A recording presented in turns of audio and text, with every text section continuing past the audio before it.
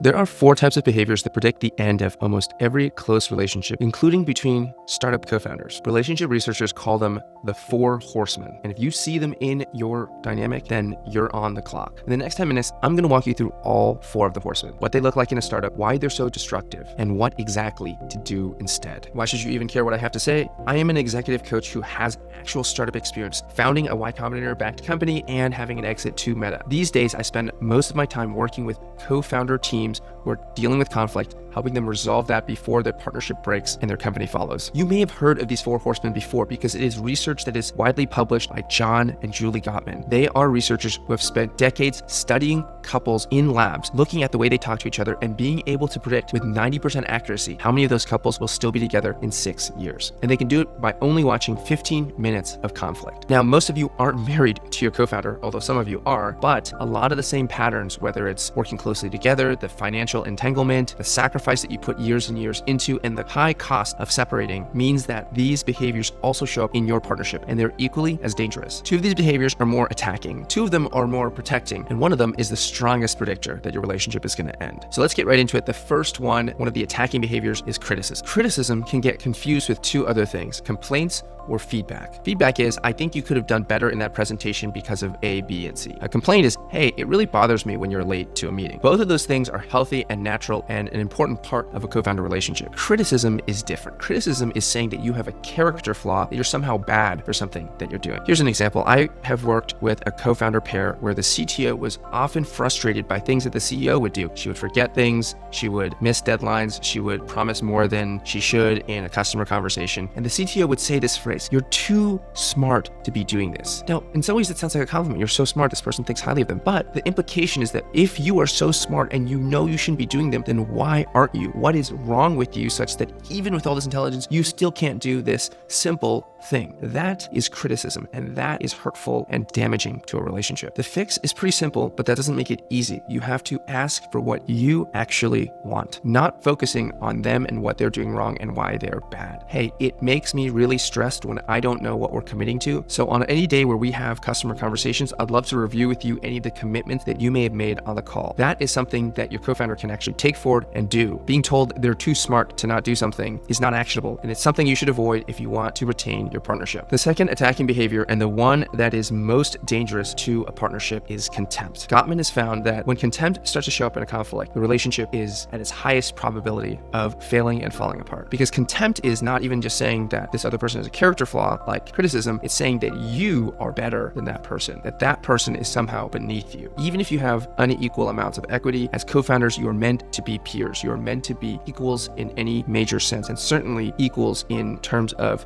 how good you are. In co-founder relationships, this often looks like people starting to keep score. One person feels like they're doing more work, they're carrying more of the load, they're the responsible one. And this other person starts to become more and more diminished in their eyes, irresponsible, lazy, incompetent. And eventually that turns into a thought in your mind that says, I could do their job better than they could. That resentment hardens into a sense of superiority. I've literally heard founders tell me to my face, I could do a better job than the CEO at everything they do. That's a big red flag. The second you start to think that you could do your co-founder's job better than they can, you no longer have a partnership. You have a one-person company with some annoying employee with a lot of equity. Contempt also can look like eye-rolling, mockery, sarcasm, name-calling, or talking shit about your co-founder behind their back. It's like this feeling of, ugh, this person again. And the fix here is humility, but a very specific kind. You have to acknowledge that you're not perfect either, that there are things that you don't do that well and could be better, and you have to say that to your co-founder. And this works because contempt is fueled by this idea that you're superior to your co-founder. Once you start to acknowledge that you're also imperfect, that there are ways that you fall down, and there are things that they do that you really need, that story breaks apart. You wouldn't be where you are today without your co-founder. And the more that you can recognize that this is a collective effort to be successful, rather than seeing them as some kind of obstacle to the company's success, the better you can get out of this hyper damaging behavior and start to repair the dynamic. Quick note, if you're watching this video and thinking, oh my God, I'm gonna have to have this conversation with my co-founder and I don't really know what to say, then I have the perfect tool for you. It's called the Say It Straight cheat sheet. It's a PDF with exact word for word scripts to specific scenarios and challenges that you might be facing with your co-founder. Sometimes just having the right words to say can make all the difference in navigating an awkward or otherwise challenging conversation. So if you're looking for something like that, check the link in the description and take a look before your next big conversation. Okay, back to the horsemen. We've got 2 protecting behaviors to look at. The third horseman is defensiveness. This is a kind of protecting behavior that starts to show up when maybe people feel like they're under attack. Whether or not they actually are is a separate story, but it sounds like either one of 2 variations. One is, well, it's not my fault, with some sort of explanation about what else has been going on and what's wrong with the company and this employee and that. It's making excuses. It's dodging the accountability. The other version of this is, well, what about how you XYZ? If you're going to say something's wrong with me, I'm going to say something's wrong with you and bring up your flaws and your mistakes and your issues. It becomes an arms race of grievances. Both versions do the same thing. They take a piece of feedback that could be useful and they throw it back across the table untouched, unacknowledged, and nothing changes and nothing improves. If you're being defensive, if you notice that this is something that you're doing, you have to realize that you are part of the problem. And this is where it's tricky because most criticism isn't 100% fair. It can be true that there were external factors that made things more difficult, and it probably is true that there are things that your co-founder could be doing better. But by reacting to even a small piece of valid feedback with all of this defensiveness, you are not creating conditions where things can get better. So here's the fix. Accept responsibility. Acknowledge that there are ways that you could do better. This is very similar to the contempt situation. Own your part of the problem. Even if it's a very small amount, just showing that you can recognize that you are imperfect and that you do want to improve goes a long way in reducing the negative impact of this kind of response. Generally speaking, this also encourages your co-founder to acknowledge that they had a role to play in whatever situation they're talking about or feedback that they have. Ultimately, both of you are going to have to adjust and change to make the situation better. And this step by the defensive person can open the door to more improvements. That brings us to the 4th and final horseman, stonewalling. Stonewalling is another form of protection, and it sounds like going quiet, not responding, not talking, ignoring the other person. I worked with a team of 3 co-founders where 2 of them were technical, and they got into a pretty big tiff about some decisions and some ways things were going, and they chose not to speak to each other for nearly a month. They would be on team meetings, but they wouldn't talk directly to each other. They rarely slacked each other, and they definitely didn't meet in person or do any Zoom calls. It took the CEO yelling at both of them saying, this is unacceptable behavior and you guys have to communicate again, for that dynamic to change. That is not an uncommon story to hear either. For some reason, founders turn to stonewalling often when they feel like they have conflict and they don't know how to deal with it. It's often rooted from this place of saying, hey, I don't want conflict to get worse. I don't want to yell. I don't want to say something I regret. So why don't I say nothing at all? By the way,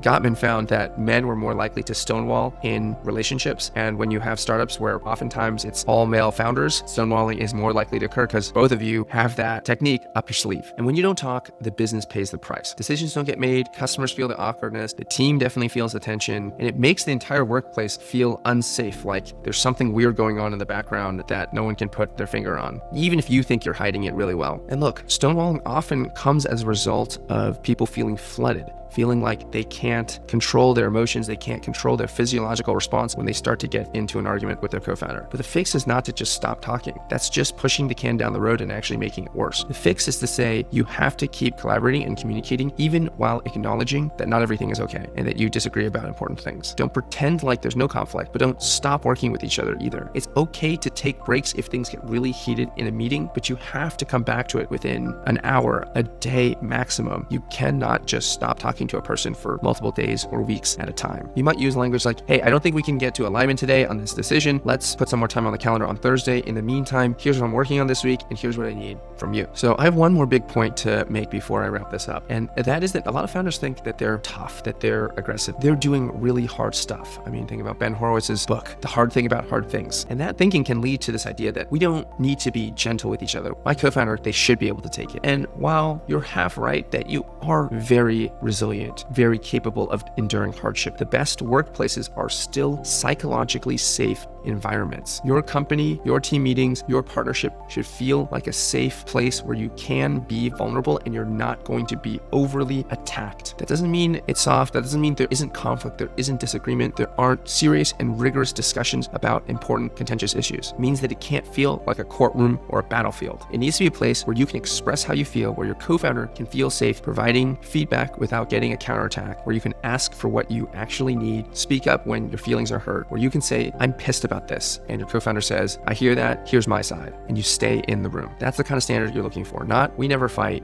and we're aligned on everything, but that when we fight clean and our partnership is stronger for it. So those are the 4 horsemen. And if you recognized one or more of those behaviors in your own team, good news, it means you can identify it now and you can start to address it and fix it. And if your co-founder situation is past the point where a cheat sheet is going to fix the problem, then maybe it's time to reach out to a professional. This is what I do for a living. I'm happy to set up a $1 consultation with you and see if there's some way I can help. I'll see you in the next video.